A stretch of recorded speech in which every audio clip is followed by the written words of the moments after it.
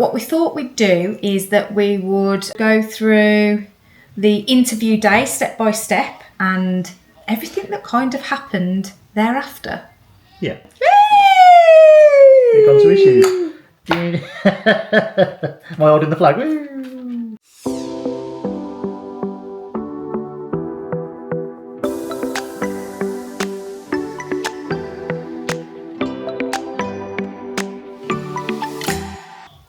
Hello and welcome back to the channel. I'm Sam. I'm Mark. And we have been vlogging our visa experience in getting an EB1A visa. Now, if you've been following the channel for a while, you saw last week's vlog, you will know that we left London in a state of disappointment.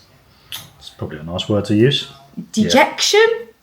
All the disses. All the disses. All the disses. There was certainly very disses, and we certainly felt dissed on the day. Yeah. So it wasn't quite the result we were expecting on the day, but there's been a few changes since then.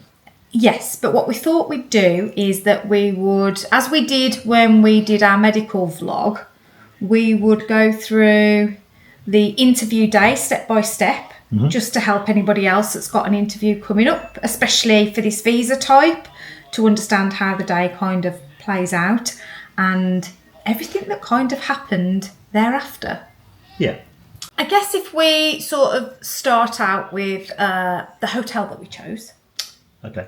Which was the Park Hyatt London River. I was looking for reassurance on that name because it was a bit long. And the reason we originally had booked that hotel was because we believed it was just Mark and myself that needed to go down for the visa interview. Yes. Because everything that we'd read had suggested that was the case. And it turns out that's not the case. Yes. Certainly not for our visa type or whatever. No. I think even immigrant visas. I think it's all visas now. So from when we went for the document check, we asked the official and they were like, no, children have to come to the interview now. Yes. And then when we came home, I had a look online and it appears that there was a change on the 2nd of September, which was one that we hadn't seen. Oh, okay. Which was saying that now children going on visas had to attend interviews. So that was something that we had missed. Now, bearing in mind our document check was after the visa medicals, which was done on like the 15th of September. Yes. So that was only 2 weeks after that change has come into play. So we wasn't aware of it. Yeah, we weren't aware of it. But we'd already booked, because we already knew when the interview was, because you have to have the interview in place to be able to book the medicals, I'd already booked the hotel on the premise that it was only myself and Sam going. Yeah. Now, I also booked it non-refundable because it was cheaper that way. It was much cheaper, like 150 quid a night cheaper, so it was worth doing. But also, obviously, the interview was booked. There was no way we were not going to it. So I was like, yeah, non-refundable will be fine, no issues. Yeah. Now we've got to bring the children with us. And that particular hotel doesn't have family rooms. No. It doesn't exist. It's quite a high-end hotel. I think it's typically designed for sort of professionals, business, couples. What did you originally book that night for just the two of us? The cost? Yeah. I think it was $460. Yeah, so as you can see, it wasn't a cheap hotel. It's not a cheap hotel. No, it wasn't the cheapest in the area, but it was the only one that was... It was literally the closest hotel you can get to the embassy. You cannot get any closer. And it was literally a 3-minute walk. 3-minute walk as well. Yeah. So because we'd got, as we said in our vlog last week, it was an early appointment at 8 o'clock in the morning, and we knew we'd have to be there to navigate security before that time. We wanted to make the morning as easy and stress-free as possible, which is the reason why we went for that hotel. So any of you that have been watching the last sort of month know I've certainly spent a lot of time in London, and we've spent a lot of time in London. Traffic is horrendous. Yeah. We've got to drive 8.8 miles, and it is going to take a whole 50 minutes. You know, at that time in the morning, every man and his dog's trying to get to work and across London and whatever. So the tubes, I'd imagine, are going to be very, very busy. Just didn't want the hassle. of trying to navigate anywhere across London in any way, shape or form, dealing with essentially Tuesday morning traffic. What wasn't on my list of things that I'd be doing on that day. So we opted to stay as close as possible. Now, because I booked it non-refundable, it didn't make sense to try and cancel it because I lost the money. And then to book something down the road, which did have family rooms, was going to cost like 400 quid for the night anyway.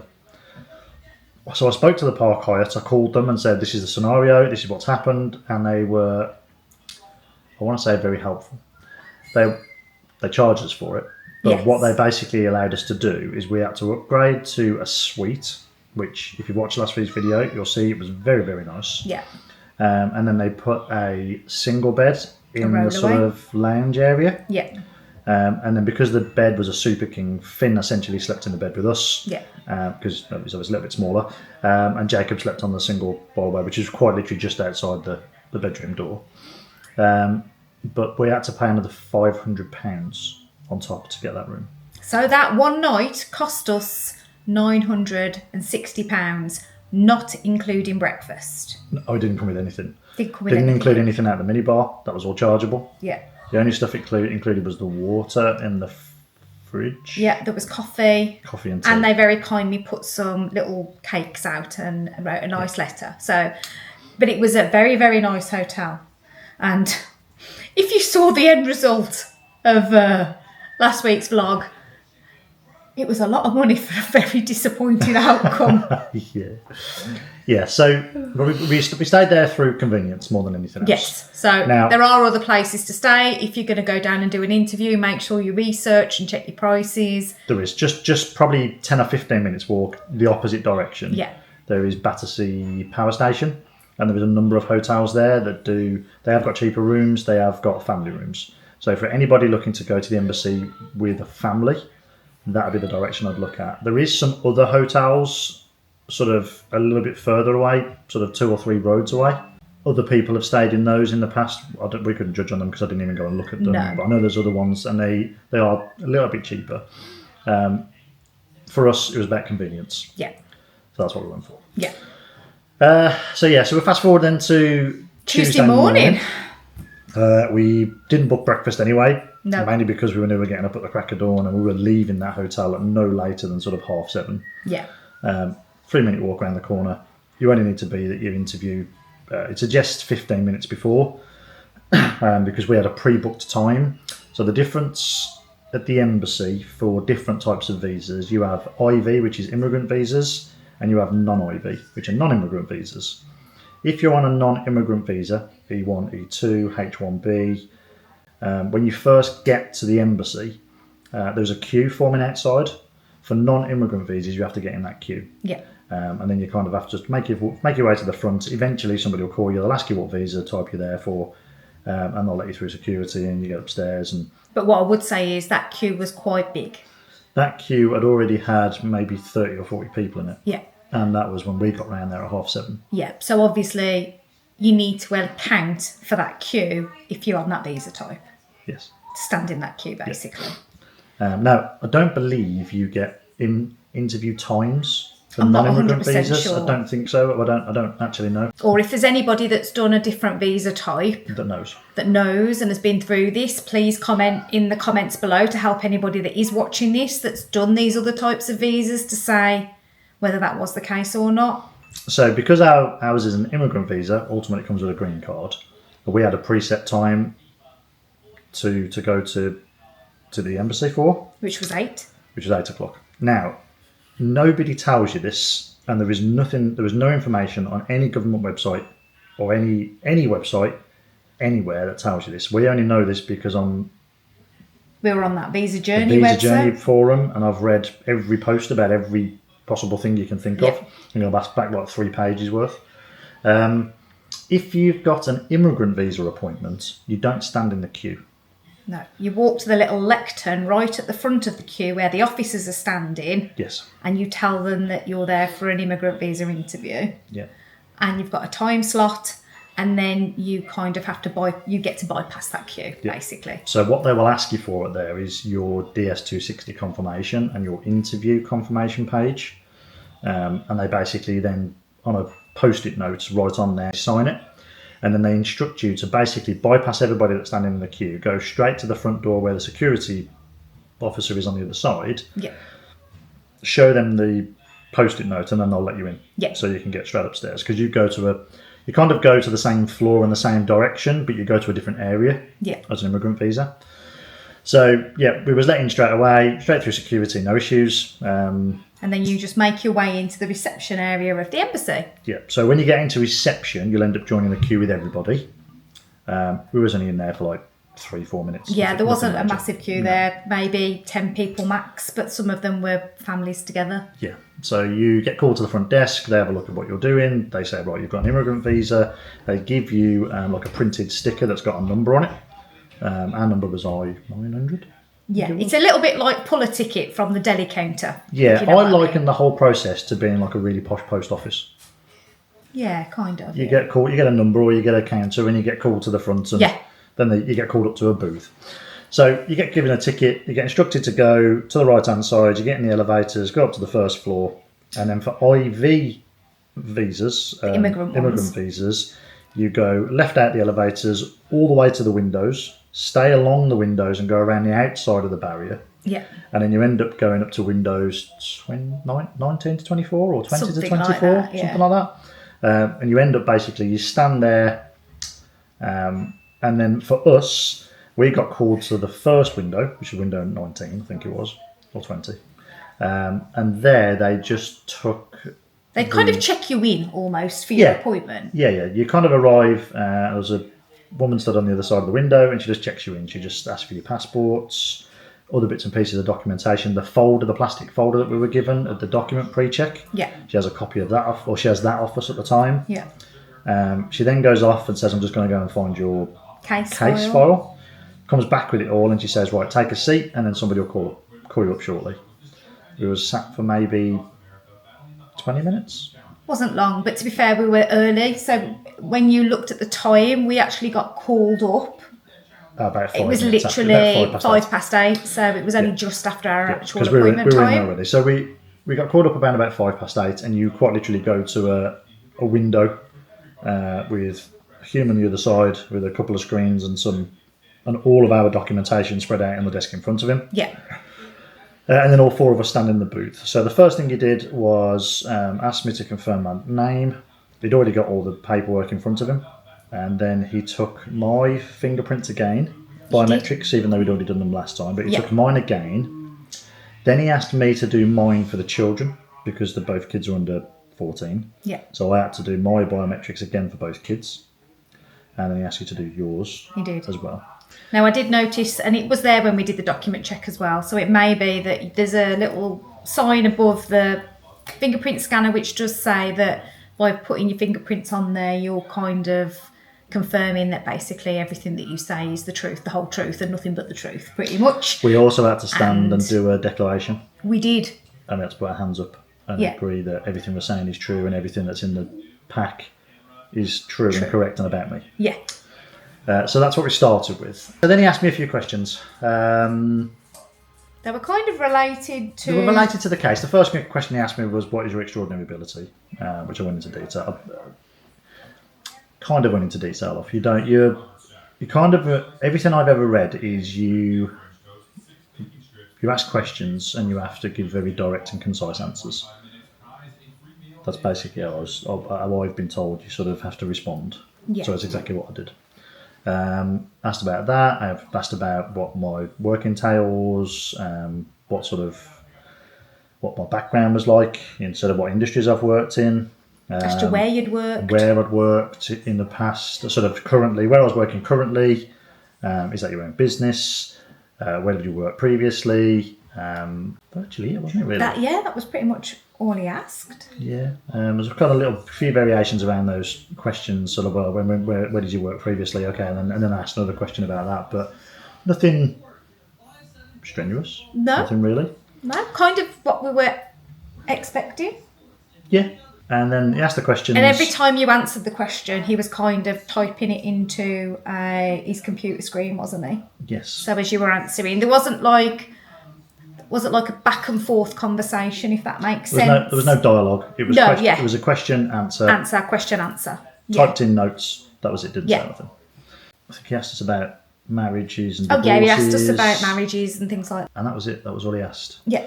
So halfway through the conversation, he sort of stopped, paused, and got up to have a conversation with a colleague. And I don't know whether it was related to anything that we were talking about or whether it was just a conversation with somebody else.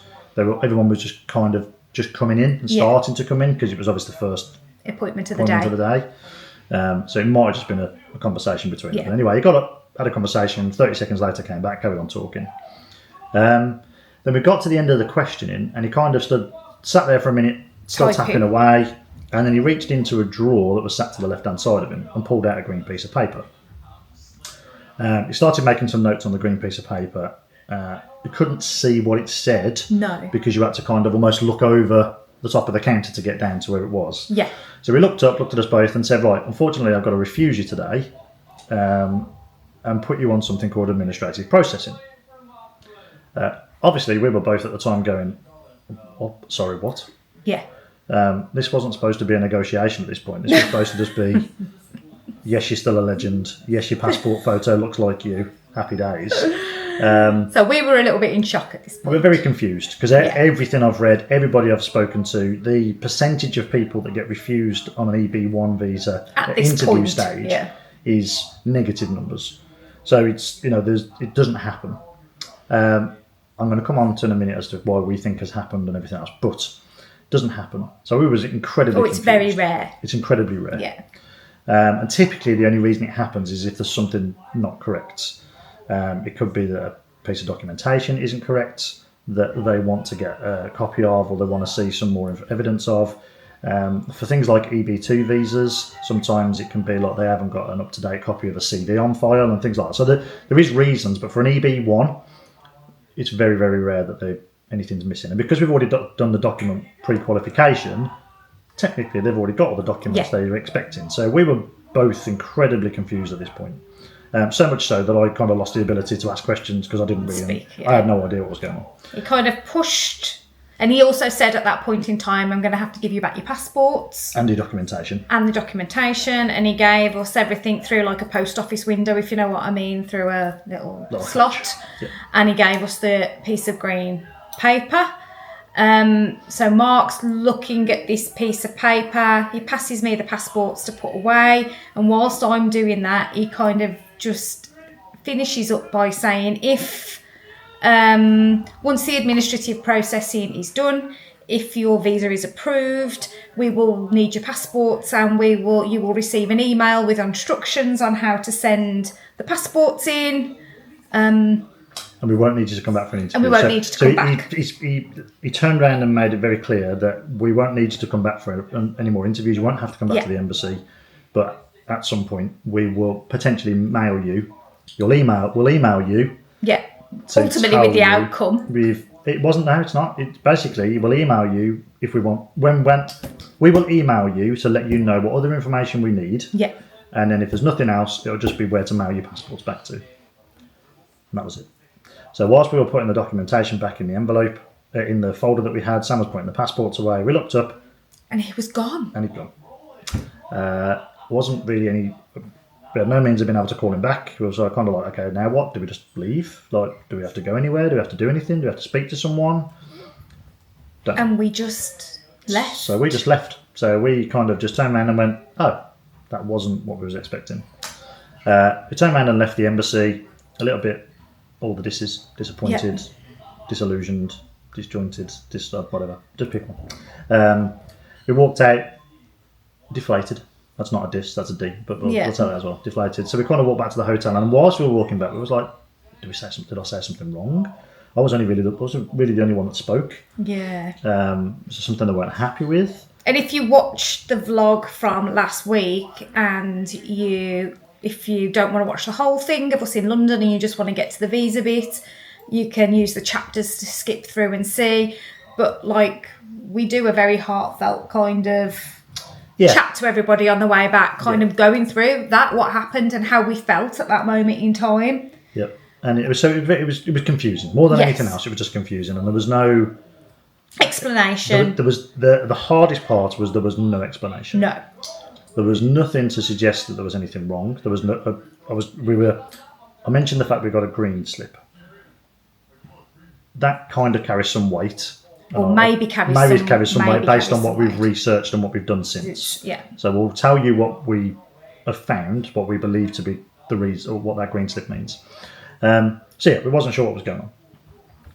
So we drove home. Because we didn't hang around in the hotel. We literally just we was probably maybe in there for about an hour and a half because we phoned family, fired a few emails back to the lawyers to explain to them, can you give me some indication as to what's going on here?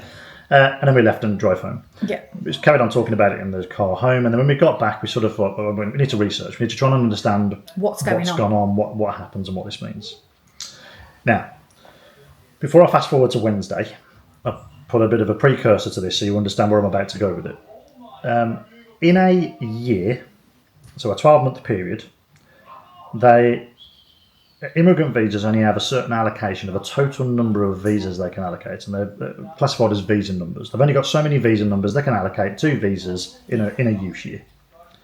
On the 8th of September this year, all of the visa number allocation availability had been used up on the EB1 visa, which basically meant anybody that went for an interview from the 9th of September to the 30th of September had no visa number availability.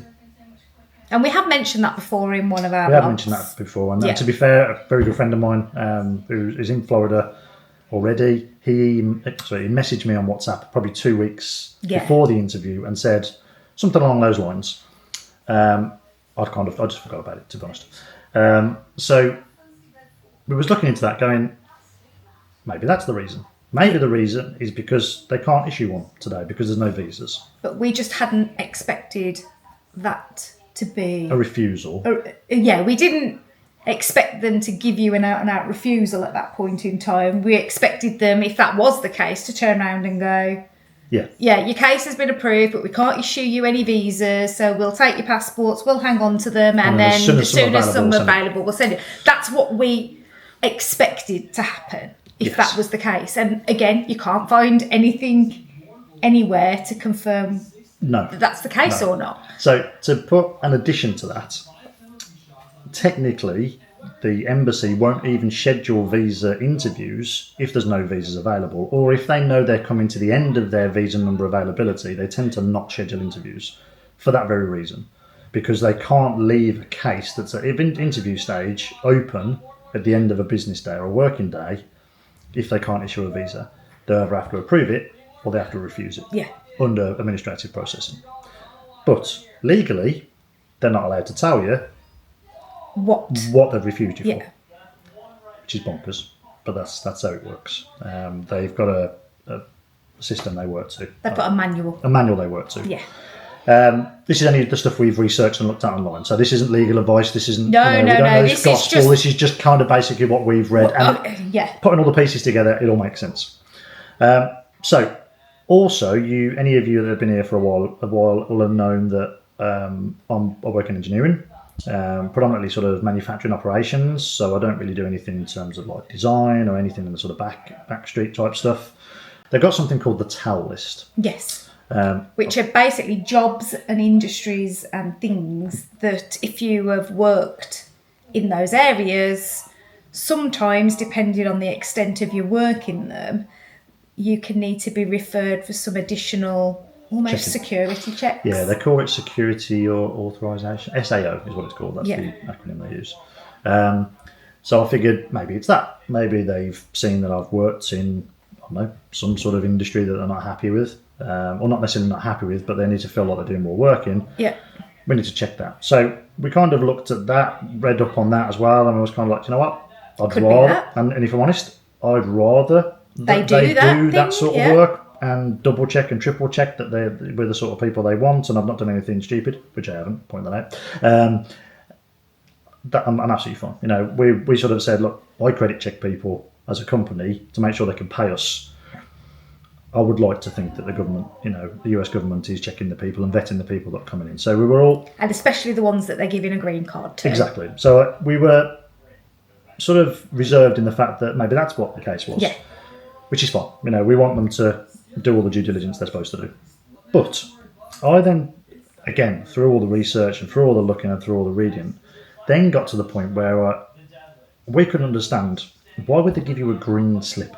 It wasn't even that that wasn't the thought process at the time.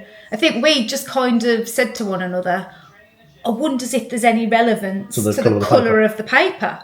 Yeah. So you plugged that into ChatGPT. Yes. And asked it to go away and search everything and everywhere. To see if there's any correlation to what the colour of the paper is. Yeah. And it's not gospel, it's not standard, there's nothing written in stone as to what paper colour differentiates when you go into what in AP or administrative processing. But what it kind of tried to do was look at the ones that have and then try to look at what their commonalities were. And it basically said that a green piece of paper just means that it's general administrative processing. So there's nothing definitive. There was nothing like major. So it almost wrote off the TAL stuff and the work background. So then we were both still sat there going, so what on earth could it be? Because neither of us have got any criminal backgrounds. We've never done anything naughty or stupid. So we were confident it was none of that. So it just didn't make any sense. So we'll fast forward to Wednesday. So literally we got home Tuesday evening. The next day. Now, very important, our interview was on the 30th of September. Yes. The 1st of October was the following day. Now, the use year for visa number allocation is the 1st of October to the 30th of September. The Wednesday was the 1st of October. And at just gone 11 o'clock in the morning, I received 5 emails. 4 individual ones and 1 group one from the embassy in London. Yeah. With nothing else on it other than saying, there has been a change in your case. Please send your passports back at your earliest possible convenience. And that's all it said. Didn't ask for anything else. Didn't ask me to clarify anything. Didn't check it. Nothing. Just send your passports back as fast as possible. Okay. Didn't ask for all passports. Current passports, ASAP. No. Oh. Nothing online that tells you what that means. There's speculative stuff that suggests that it could be a varying number of reasons. Again, like the kind of coloured paper thing, just it's all just made assumptions based on... There's no facts, rhyme or reason. It's just send your passports back and leave. Yeah. But you can't send it back using just any courier. It has to be the courier, which is their approved one. They now use what they call MBE or mailboxes, etc. I think it is. You can take it to one of the ones in London if you're close to London. Holborn is like their central distribution. Yeah. So Holborn are the ones that deliver everything once received to the embassy, and they do that on a daily basis. So if you can get it to Holborn, you can kind of cut out a day's worth of travelling. London's miles away for us. So I was like, okay, where's the other nearest one that I can drive to and drop passports off on Wednesday afternoon? Let's just get them back to them ASAP. Let's find out what they want them for. The nearest one to us is Manchester. Yes. Which still isn't close. It's about an hour and 20 minutes north from where we are. Hour and 10 minutes north where we are. But that wasn't going to stop us. I wanted to find out what this was about and try and get the ball rolling. Because as some of you that have been watching for a while will already know, we had planned to be going at the end of October. And we hadn't flights booked. Thankfully, we hadn't cancelled anything. Mickey's not so scary, it was booked. It is, yeah. And it's still booked. Dog flights were sort of penciled in. These are all things we could have cancelled or moved. So it's not the end of the world. But we hadn't done anything with it because we just sort of came home and fell asleep, I think. Yeah, pretty much fell asleep and then spent the next morning researching as much as we could to try to get an understanding. And I think we'd kind of concluded, as it was the Wednesday, that we'd leave it until the Friday before we made any decisions about what we were going to do, because we didn't want to make any rash decisions based on the emotions that we were feeling, if that makes sense. Yeah. We wanted to make sensible decisions.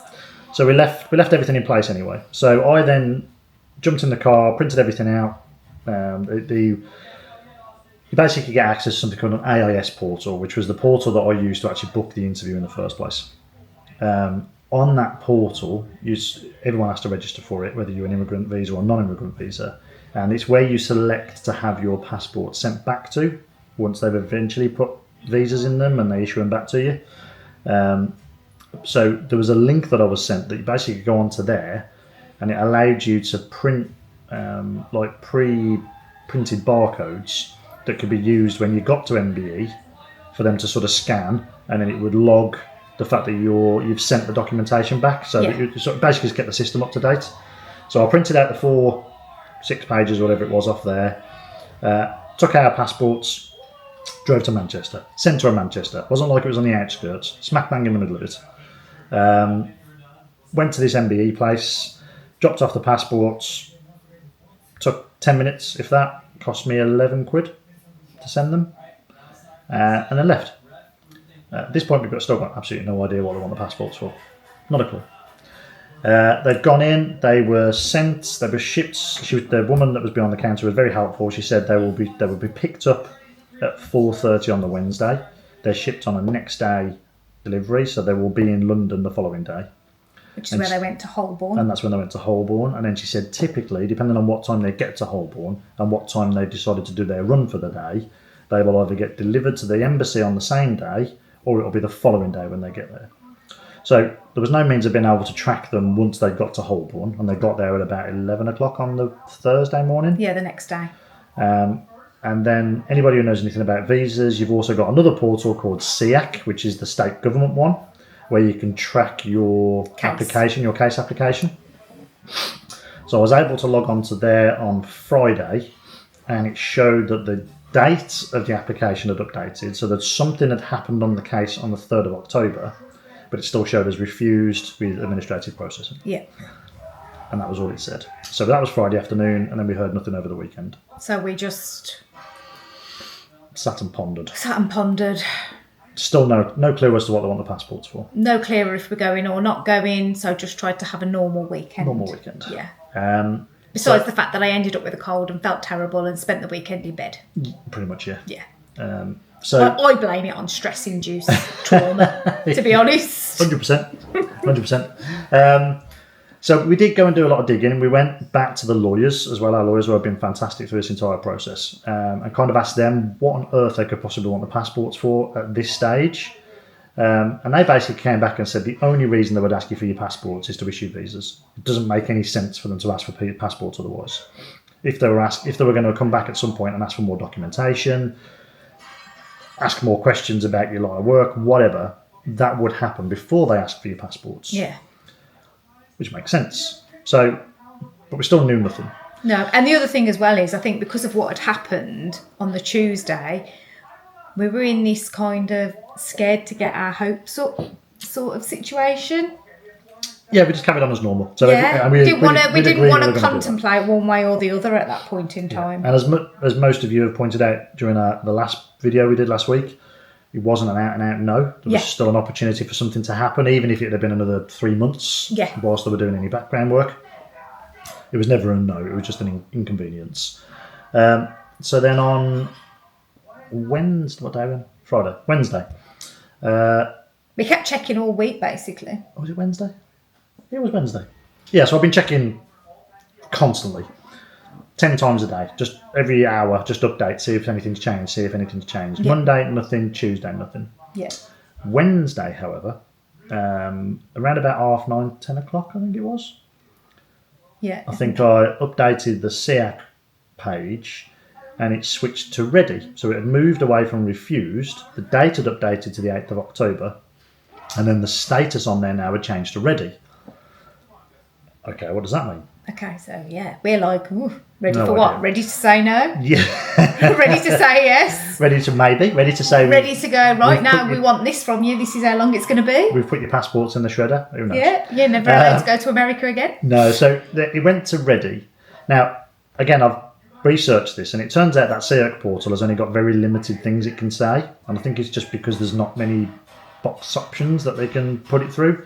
So essentially, it's got ready, refused, administrative processing, and issued. And that's virtually all it can say. It's got 4 options. So irrespective of what stage it's at, there's only 4 possible things it can say. I thought I'd read somewhere approved was one as well. I haven't seen approved. So, okay, yeah, I don't know. Well, maybe 5 then. But there's not many options. Either way, there's not many things it can say. So it's not giving you a running update of what's happened. It's not No. telling you that Dave's got it on his desk and he's printing some stuff out. It's nothing. It doesn't say anything whatsoever. So it went to ready. Great. Somebody's doing something. Well, we should find out something imminently. A couple of hours later, I think it then switched to Administrative processing, which then means somebody's actually physically doing something with your case. But it's sat in that all day long, so nothing changed from there. No. And then we fast forward to Thursday morning. Yeah. I was out at a meeting. We happened to sort of be standing up during the meeting and walking off somewhere else, and I thought, I'll just check, see if there's been any updates. Flicked down on the refresh to see what happened, and it had gone from administrative processing to issued. It had gone to issued. Am I holding the flag? Woo! So yeah, it had gone to issued. And that was it. That's what we've had. So we've seen the issued status. It clearly states on that portal now that your visas have been printed, and I think in short, it basically says if you've planned to collect them, you'll be notified by the embassy when they're available to be collected. If you've chosen to have a courier ship them back to bring them back to you, I think it says within 48 hours, you should have a notification from the courier to say they've picked your passports up and they're on the way back to you. And that's where we are. That's where we've got to. So we just need to do one last little thing. Are we putting the banner I've got back? to put the flag up now. I'll try not to knock my photo out my print off the wall. There we go. That's better. So, get the important thing in the place. And please don't be cross, anybody in either country, that it's split, as you can see. If Marky leans the other way. It felt the most appropriate flag. Currently. Yeah. For now. So, we're half and half at the minute. Yep.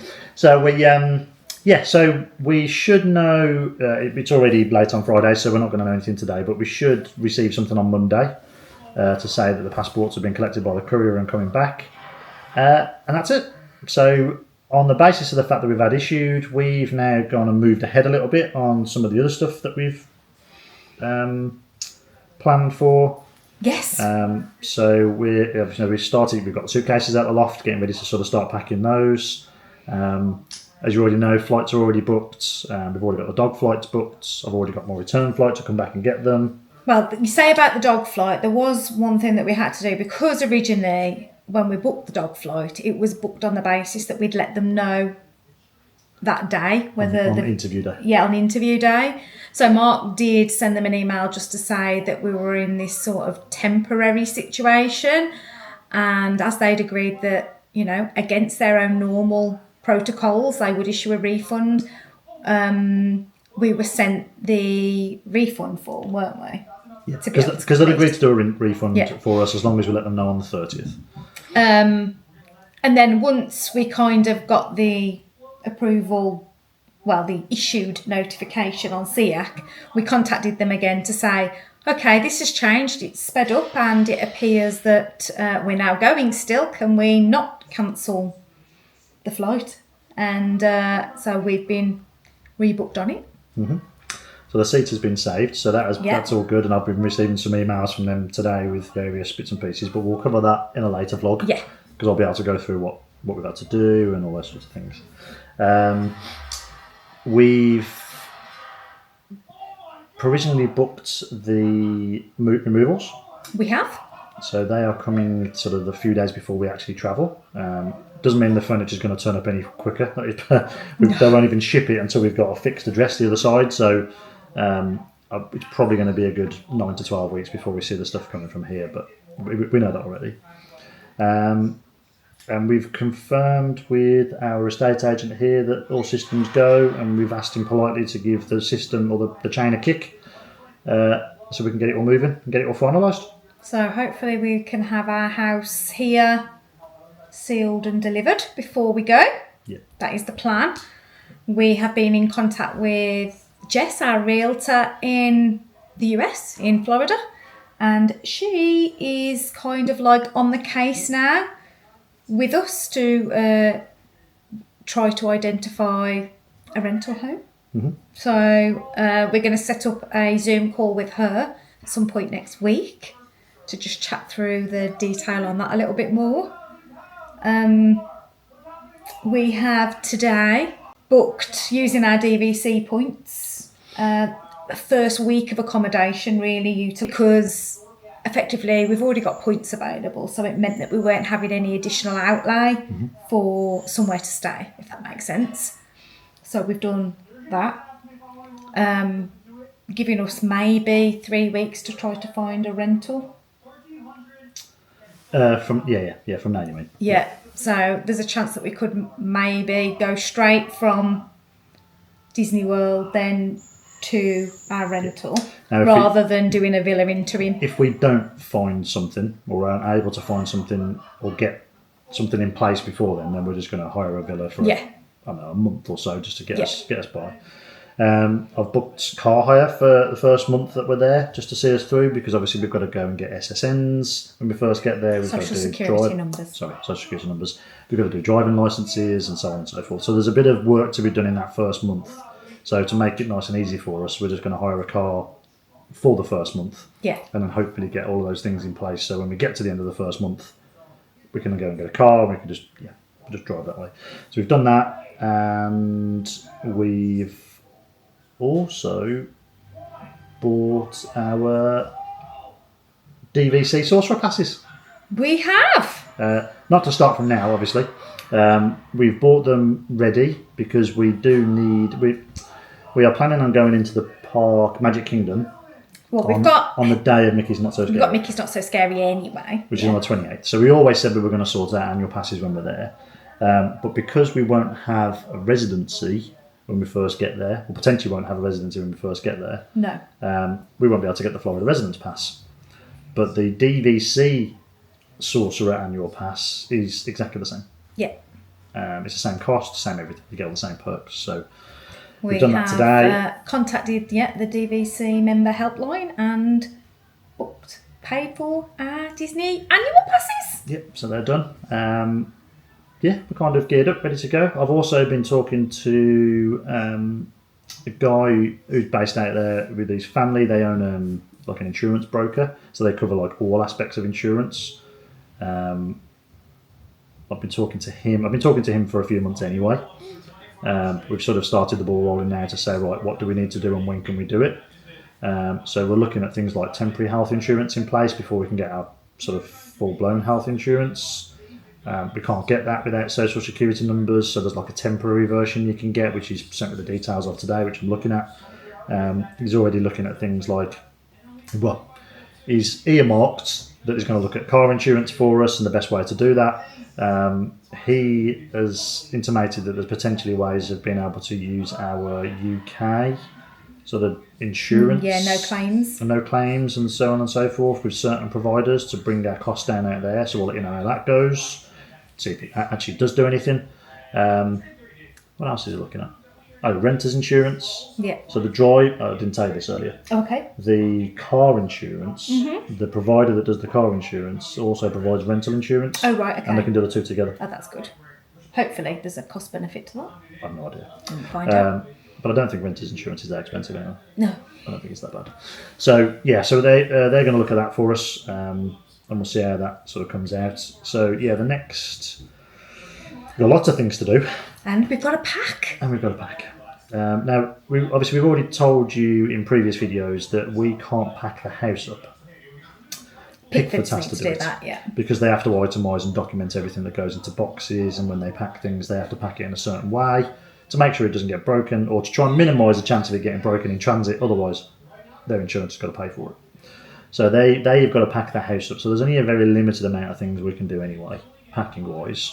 And they've also sent us a list of can't ships, like food and drinks. You can't ship batteries, specifically lithium-ion batteries, or anything that's explosive or flammable, even things like cans of WD-40. Oh, okay. Because it's all potential fire risk and fire hazards, which you don't want on a container ship. No. So there's a number of things that's on that list, but I think it's all like common sense stuff. Don't ship hairsprays, don't ship aerosol cans, don't ship alcohol, He's not allowed to. Food and drink, you're not allowed to. Well, we can maybe get into that a little bit more, possibly even in next week's vlog, because we've got to start packing in general. So we will need to start going through all of the stuff that's coming in suitcases with us. And as Mark alluded to there, then if there's stuff that we can't put in the container, but we're allowed to take it with us on the plane in checked luggage, then we may look to do that instead. So we can maybe get a little bit more into that with you all next week. But otherwise, yes, it's been a far better week this week. It has. And everything's, touch wood, moving in the right direction.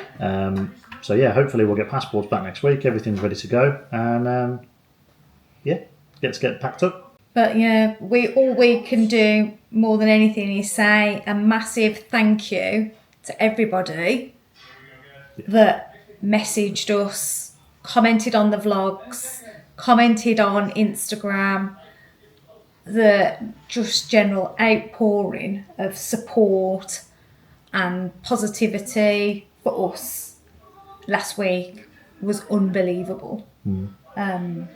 Yeah, it was... From everyone? Yeah, really emotional. Like, and seeing it was amazing how much all of you were shocked as much as we were. Yeah. So we can't thank you as our, viewers, friends for, being there for us in our week of need. To keep us focused on the end result. Sane. Yes. Sane. I don't think I'll ever be sane, to be honest. Hopefully now we can continue to bring you more exciting stuff. Yeah, so it wasn't the last video last week. No, it wasn't. And still got to see this face. You may wish that this one was when we start getting into packing. If you remember my packing for holiday vlogs. I'll be honest, I'm kind of wishing it was the last video for packing. Because packing video... It's not fun. Yeah. We'll figure a way to make it more interesting. I'm glad we've only got to pack clothes.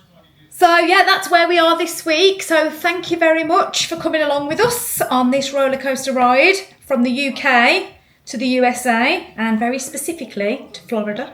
That is where we are headed. So, that being said... You didn't hear the DVC lady earlier, did you? I didn't. She said, welcome home and welcome to the USA. Oh, did she? So she said, because I told her we were moving. And she said, welcome home and welcome to the USA. Well, she said, welcome to Florida. I didn't say that we were moving to Florida. I just said we were moving to the US. And she said, welcome to Florida. She went, oh no, welcome to the US. Wherever you're going, welcome. That was very nice of her. Yes.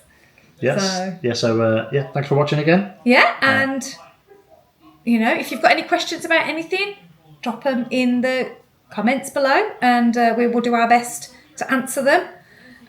If you aren't following us on Instagram then or Facebook, although I promise I will get better on Facebook now and actually start posting on both channels because I focus primarily on Instagram. I'll put the things in the bottom here so you can follow us on there and come along on more of a daily basis with us. Otherwise, we will see you next week for next week's vlog. Just one last note. Oh. There's a few people that have asked us about the lawyers that we used. Okay, yes. We haven't put anything in place yet, like an agreement to say that we're able to talk about them on here. So anybody that's interested in the lawyers, if you can send us a message on Instagram or Facebook, whichever platform you use, we can share the details with you. But otherwise... Yeah, we'll see you next week. Bye for now.